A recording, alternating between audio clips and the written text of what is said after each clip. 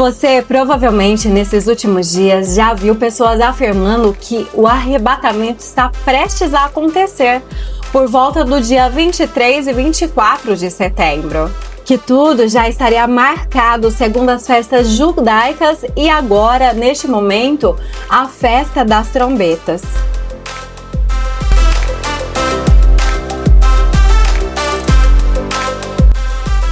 Olá, meu nome é Ellen Gabriela Marcondes, seja bem-vinda ao meu canal. Aqui nós vamos estudar a Palavra de Deus de forma prática para compreender as Escrituras e aprimorar a nossa fé.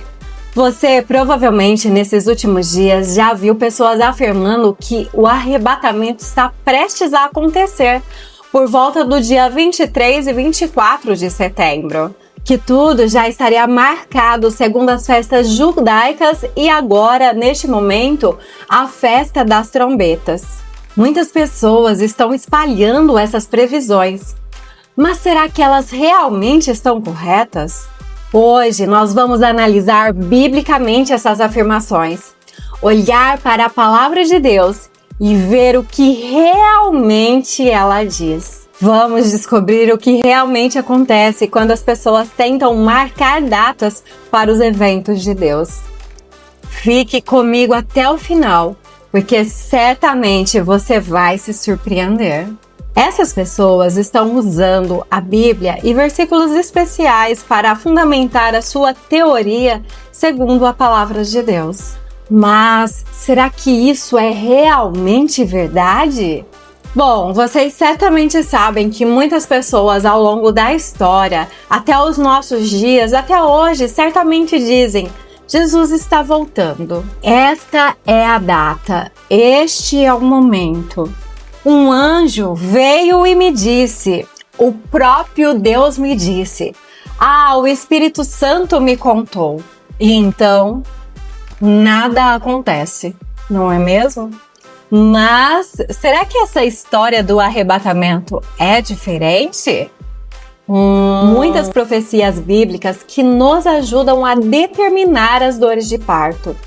E Jesus, na verdade, nos dá muitos sinais em Mateus 24 para determinar e sabermos se o fim realmente está próximo.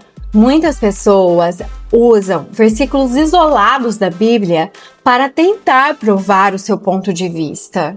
E afirmar que Jesus está voltando nesse determinado momento, nessa seguinte data, dizendo que um anjo do Senhor me disse, ou até mesmo Deus me disse, eu tive uma visão ou um sonho sobre a data, ou até mesmo o Espírito Santo falou ao meu ouvido a data e a hora da volta de Cristo.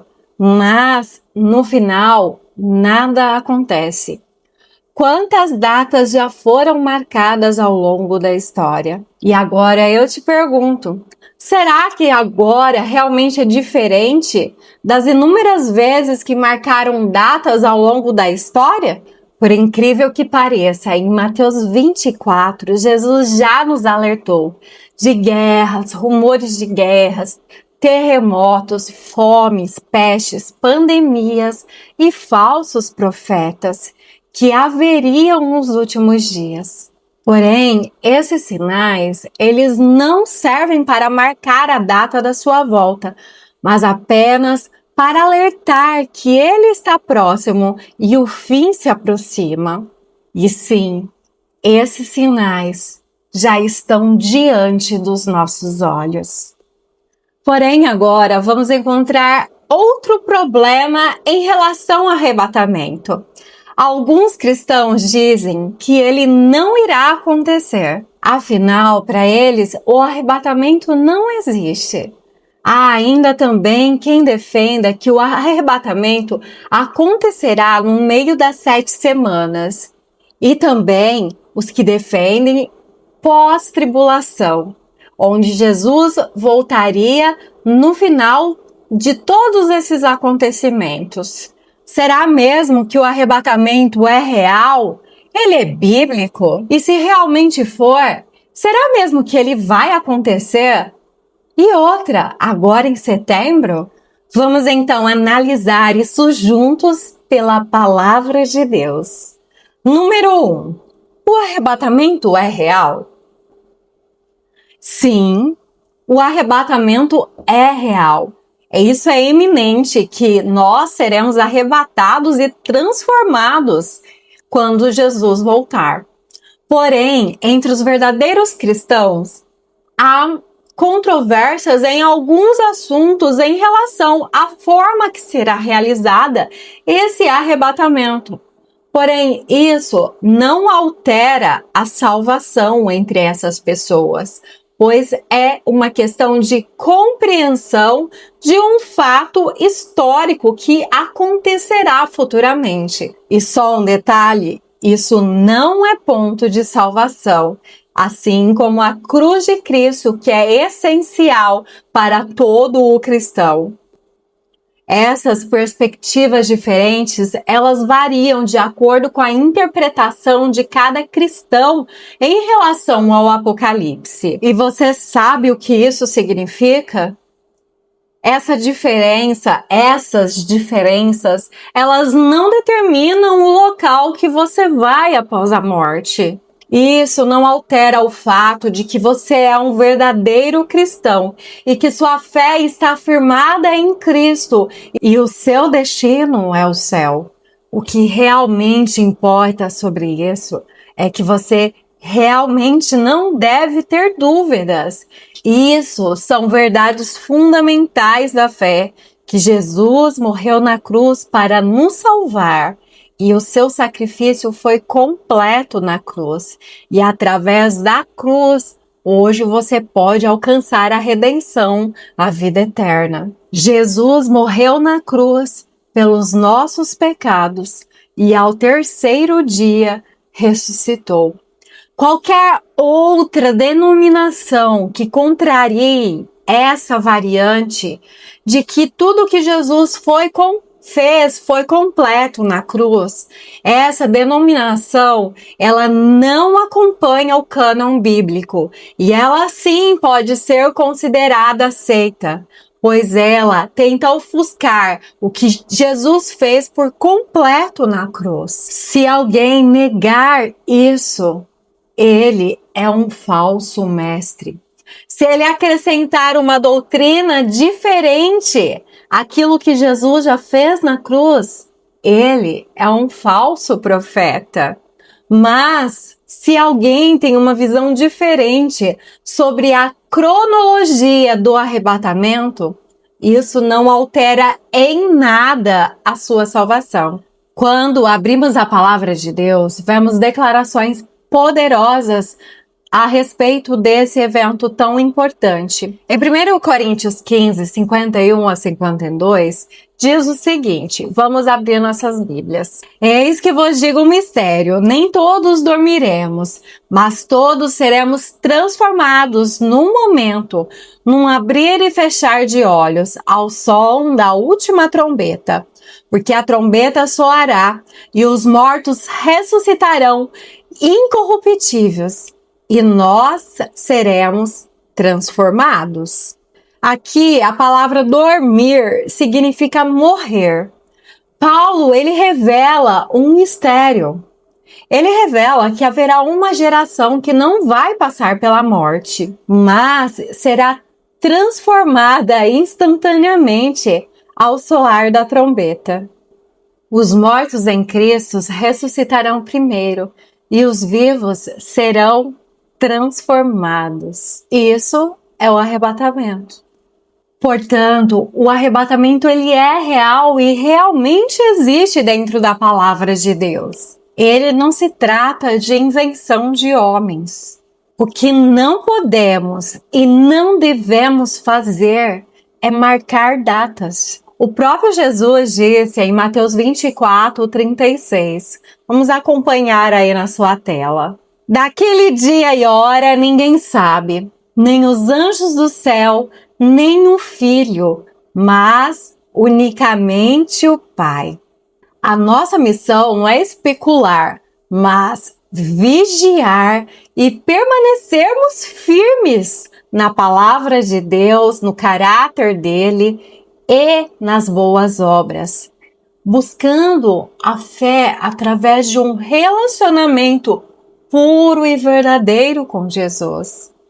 O arrebatamento é a bendita esperança da igreja e a certeza de que um dia estaremos para sempre com o Senhor Jesus. Em 1 Coríntios 15, versículo 52, diz que a trombeta soará e os mortos ressuscitarão incorruptíveis e nós, os vivos, seremos transformados. Há alguns pontos interessantes aqui.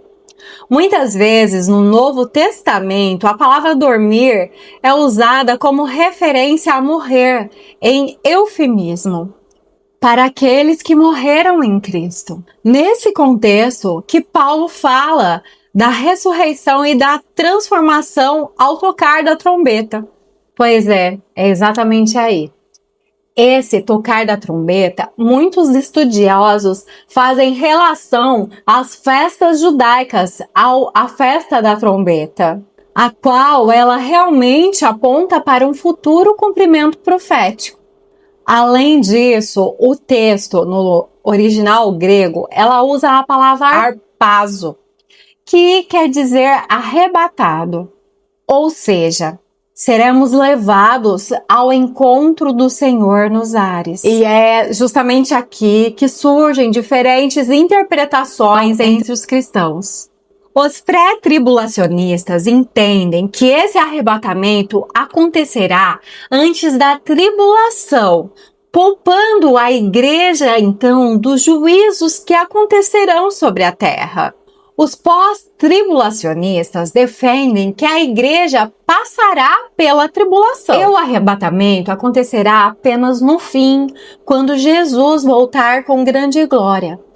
Há também a visão midi-tribulacionista, que é aquela que afirma que o arrebatamento provavelmente acontecerá no meio dos 7 anos, entre o começo do mandato do anticristo e a grande tribulação. Outro ponto interessante que acontece quando você abre Zacarias no capítulo 14, onde diz que Jesus, ao regressar, ele vai colocar o seu pé sobre o Monte das Oliveiras, trazendo o julgamento e inaugurando o seu reino milenar. Todo esse capítulo ele fala do dia do Senhor. Assim, ao olharmos esses textos, nós vemos que há diferentes perspectivas dentro do cristianismo em relação ao arrebatamento. Porém, o essencial é que todos concordam com a verdade central. Cristo voltará e os mortos em Cristo ressuscitarão primeiro. E os que estiverem vivos serão transformados para sempre para com Ele. Primeiro, a Bíblia mostra que os crentes serão arrebatados com o Senhor nos ares. Mas em Zacarias 14, mostra que o rei colocará o pé no Monte das Oliveiras. Isso mostra que existem diferentes momentos e diferentes aspectos em relação ao retorno da volta de Cristo. Sendo dessa forma, alguns cristãos interpretam esses textos entendendo que o arrebatamento acontecerá antes da grande tribulação. Eles fazem essa conexão com a Bíblia e descrevem que o arrebatamento da igreja será no encontro com Cristo nos ares. E em seguida fala de Jesus descendo para reinar na terra. Outros, no entanto, descrevem que o arrebatamento acontecerá após a grande tribulação. O ponto é que a Bíblia apresenta várias passagens que precisam ser analisadas juntas. E é justamente por isso que existem várias linhas de interpretação. Sabemos, por exemplo, que a grande tribulação ela está ligada ao retorno do anticristo. A partir daí, surgem várias discussões. Qual é o momento exato em que acontecerá o arrebatamento da igreja? A Bíblia ensina que o anticristo ele não vai ser revelado até que aquilo que o detém seja removido do caminho. Então, quem será que é o opositor? Alguns cristãos entendem que é a ação do próprio Espírito Santo atuando através da igreja, resistindo ao mal do mundo por meio dos crentes nascidos de novo. Dentro deste sentido, segundo Tessalonicenses 2, do 6 ao 7, diz o seguinte: E agora vocês sabem que o que detém, para que ele seja revelado em seu devido tempo, pois o mistério da iniquidade já opera, somente há um que agora o detém, até que seja afastado. Segundo essa interpretação, quando o opositor for removido, abre aspas, os crentes forem arrebatados, então o anticristo agirá e será então enfim revelado. De acordo com a leitura de muitos estudiosos, esse período ele é composto de 7 anos de tribulação e ele se encaixa exatamente como a última semana de Daniel, sendo das 70 semanas. Nos primeiros 3 anos e meio haverá então aparentemente paz, e muitos acreditarão que o Messias ele é esperado principalmente para os judeus. Mas na segunda metade da semana a realidade mudará drasticamente. O diabo então, agindo através do anticristo, desencadeará o maior sofrimento já nunca visto igual na face da terra. A Bíblia claramente descreve esse acontecimento como o único da história, nem nos dias que antecederam ao dilúvio, quando toda a imaginação do coração do homem era continuamente má. Isso está em Gênesis 6:5. Nem a destruição de Sodoma e Gomorra, nem as guerras mais sangrentas, nem a perseguição de Hitler são capazes de se comparar ao que realmente está por vir sobre a terra. É por isso que muitos cristãos creem que a igreja será arrebatada antes da tribulação, pois a Bíblia diz em 1 Tessalonicenses 5:9, Deus não nos destinou para a ira, mas para alcançar a salvação por meio do nosso Senhor Jesus Cristo.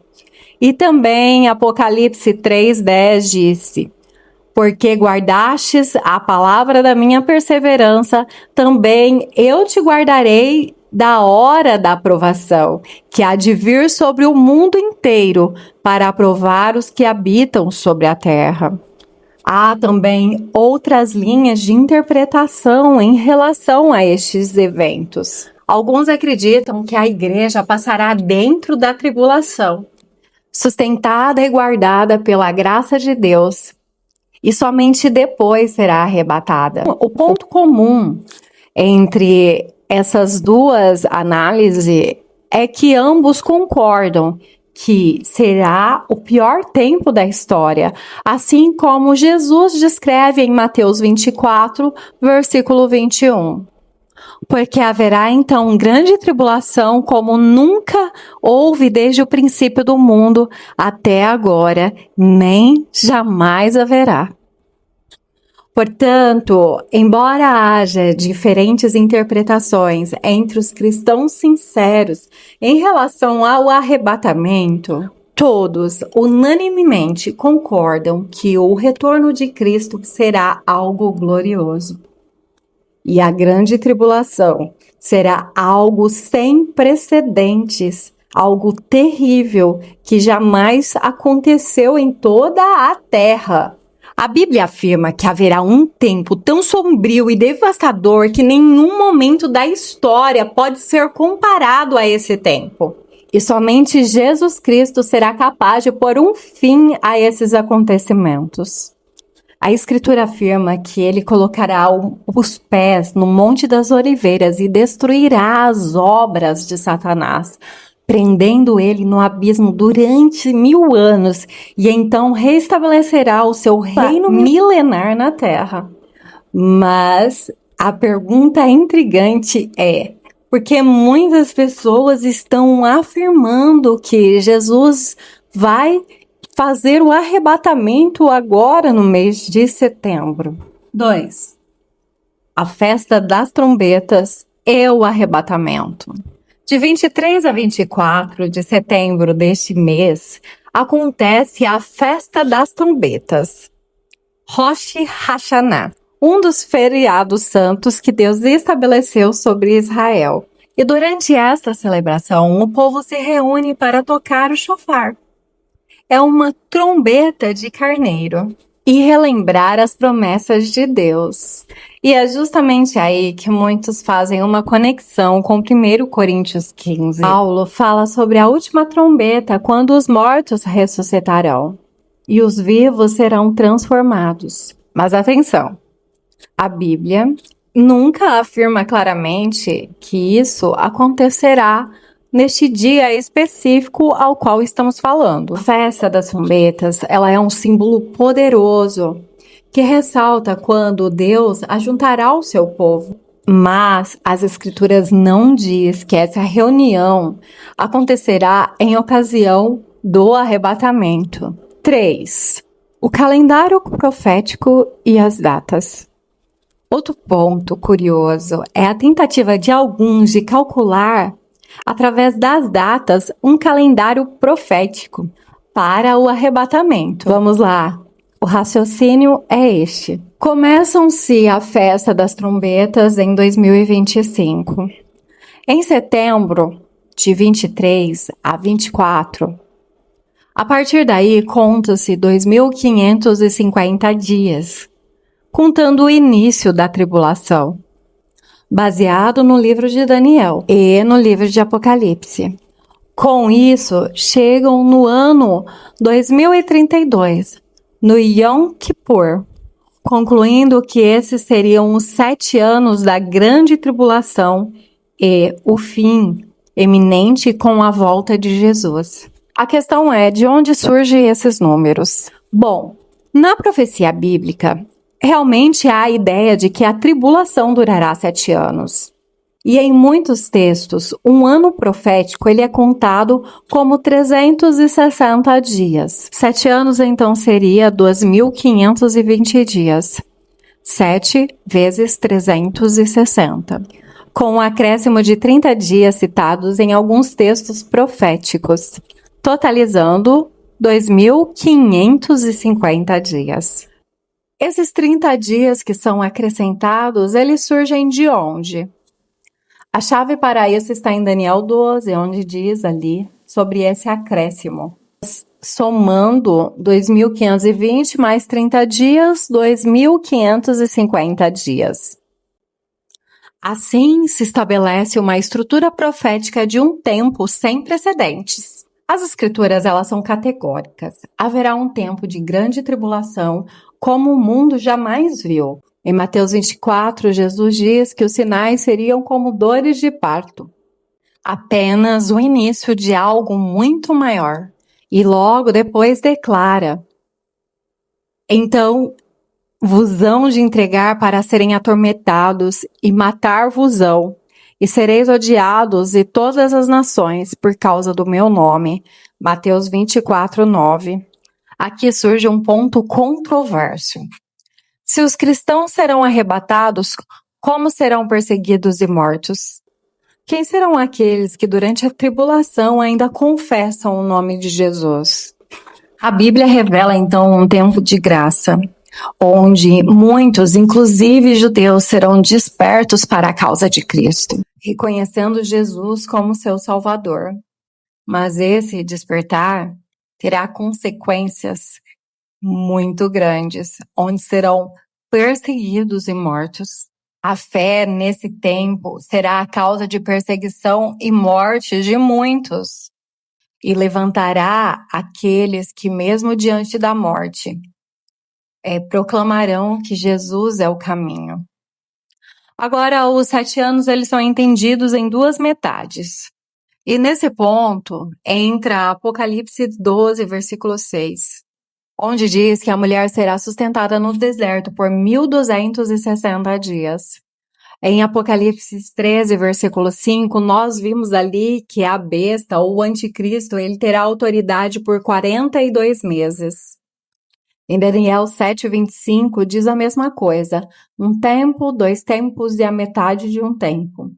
Essas 3 passagens em formatos diferentes apontam para o mesmo período. Sejam dias, meses ou anos, sempre apontam para 3 anos e meio.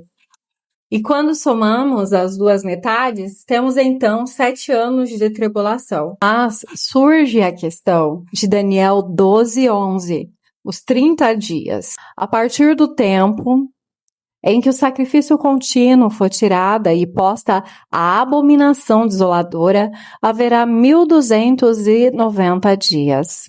Ou seja, além dos 1260 anos, acrescentam-se aqui mais 30 dias. Isso gera interpretações distintas, onde alguns estudiosos dizem que esses 30 dias seria um período transicional após a grande tribulação e a purificação do santuário, o julgamento das nações ou a preparação para a iniciação do reino milenar. Outros, porém, veem como uma forma simbólica de mostrar Deus no controle absoluto, tendo também o controle dos dias, sobre os tempos que já estão determinados. E mesmo que haja algumas divergências em relação aos 30 dias, há um consenso geral em relação à escatologia cristã, de que esse período na história da humanidade será único, como nunca houve antes na face da Terra. Muitos pastores veem esses 30 dias como metade das 7 semanas. Eles somam, os 2.520 mais os 30 dias e dividem ao meio. E a partir desse dia, muitas pessoas chegam em datas específicas para festas. E contam e somam todos esses dias para ver onde chegam.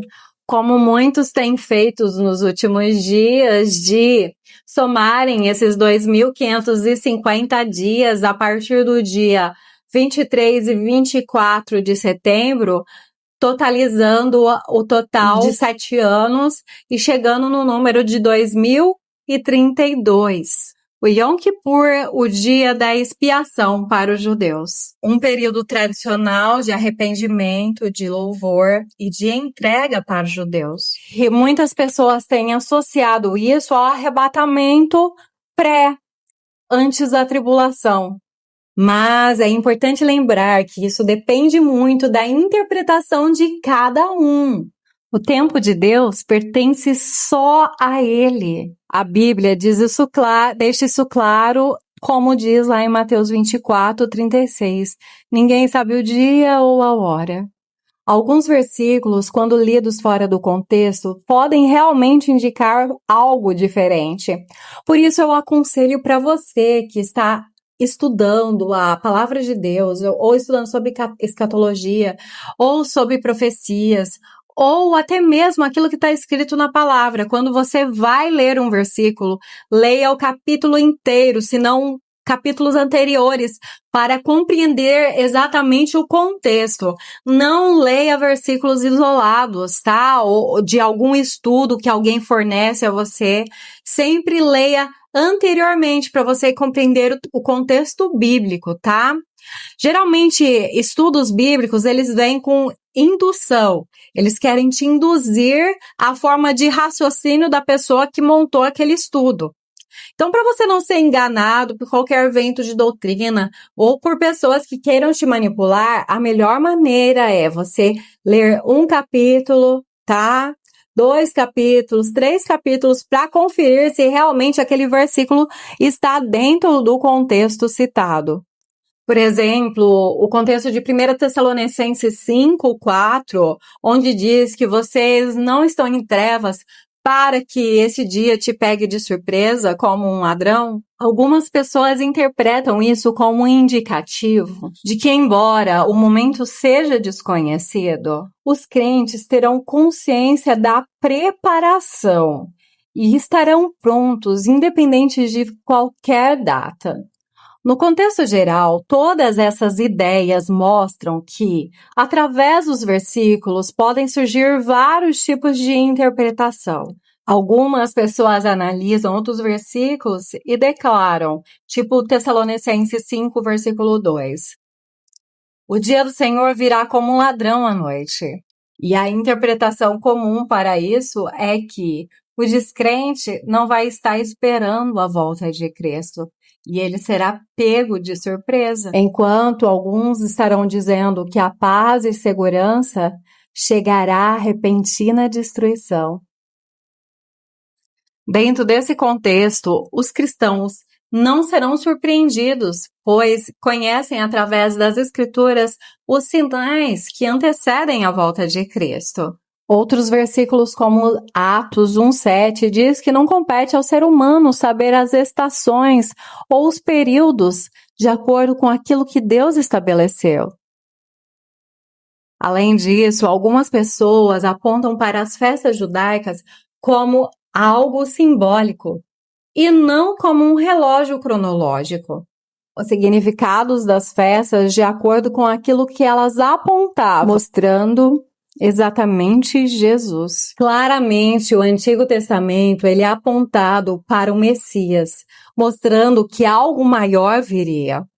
Um exemplo disso, a Páscoa, onde apontava diretamente para Jesus, o Cordeiro que tira o pecado do mundo, fazendo referência direta à morte de Cristo, onde Jesus morreu exatamente na Páscoa, descritos em João 7, 14 e 1 Coríntios 5, 7. Portanto, muitos estudiosos entendem que essas festas elas funcionam como placas que apontam para Cristo e não como um relógio que está terminando o tempo, com previsões de datas específicas.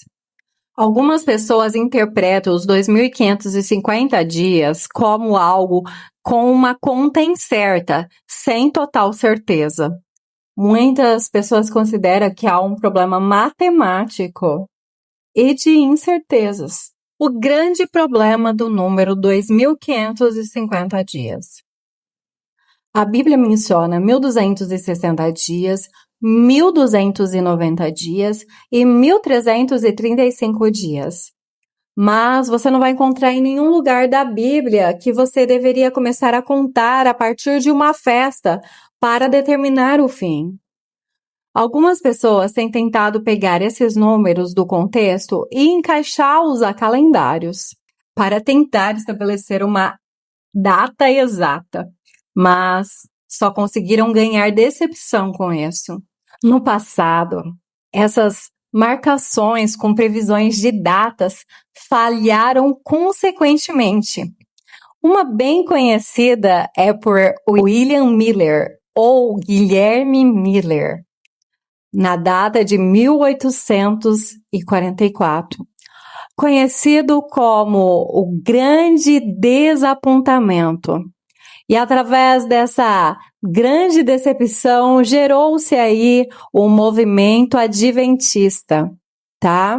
E, consequentemente, a partir desse movimento, surgiu também os Testemunhas de Jeová, com previsões da vinda em 1914, 1925 e 1975, onde todas falharam. Eu fico me perguntando, gente, quem frequenta esses tipos de denominações que se arriscam a marcar datas para a volta de Cristo, como isso vem de um falso profeta, gente. Se você tivesse alicerçado na palavra, você jamais cairia nesses enganos. Na década de 80, algumas pessoas previram que Jesus voltaria em 1988. E Harold Camping, em 2011, também previu o arrebatamento. E dentre essas tantas previsões, nenhuma se cumpriu, é óbvio. Previsões também baseadas em 2014 e 2015 em eclipses lunares também não aconteceu. O arrebatamento marcado em 2017 também não aconteceu. Lembrando que eu não estou aqui a fim de debochar de ninguém, mas mostrar a gravidade que há em se estabelecer datas, afirmando que alguém sabe a data e a hora da volta de Cristo. Afinal, a palavra de Deus adverte contra falsos mestres. Vamos ler então Deuteronômio 18:20. Mas o profeta que presumir de falar em meu nome uma palavra que eu não lhe tenha mandado, ou que falar em nome de outros deuses, esse profeta morrerá. Marcar datas e horas e eventos que não estão na Escritura já é transgressão da palavra de Deus. Afinal, Jesus afirmou veementemente que ninguém sabe o dia e nem a hora da sua volta. Por isso que quando você insiste em profecias falhas, você coloca em ridículo a fé cristã, dando espaço para que pessoas zombem da sua fé, causando assim descrença não só sua, mas também de milhares de pessoas que podem ser arrastadas ao erro. Pessoas que deveriam vir por amor vêm pelo medo de serem perdidas e não conhecem a Cristo verdadeiramente com o evangelho da salvação. Cada palavra dita, ela deve estar fundamentada unicamente nas Escrituras. Pois nós seremos julgados por cada palavra dita descuidada. Em Mateus 12, versículo 36. Além de tudo isso, a Escritura enfatiza a brevidade da vida humana. Por isso que nós devemos estar preparados. Pois, embora aparentemente Jesus demore, a vida humana ela é curta, passageira, e nós não sabemos exatamente o tanto de tempo que está determinado para cada ser humano na Terra. Vamos ler Tiago 4,14. Vós não sabeis o que sucederá amanhã. O que é a nossa vida? Sois como a neblina, que aparece por um pouco tempo e depois desvanece. Bom, a exortação é clara, né? Nós não sabemos o tempo que está determinado para nós. Você tem que estar preparado e não depender de cálculos humanos para saber a volta de Cristo, mas esperar por Ele como se Ele viesse hoje. Afinal, nós não sabemos o que pode acontecer nas nossas próximas horas de vida. Então, o que você deve fazer com tudo que nós estudamos sobre arrebatamento? 1.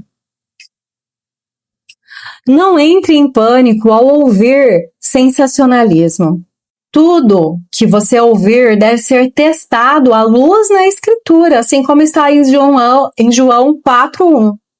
Assim como Paulo orienta Timóteo também manter a sã doutrina e não ser levado por interpretações humanas e enganosas. Lembre-se que Deus chama para andar na fé e não no medo.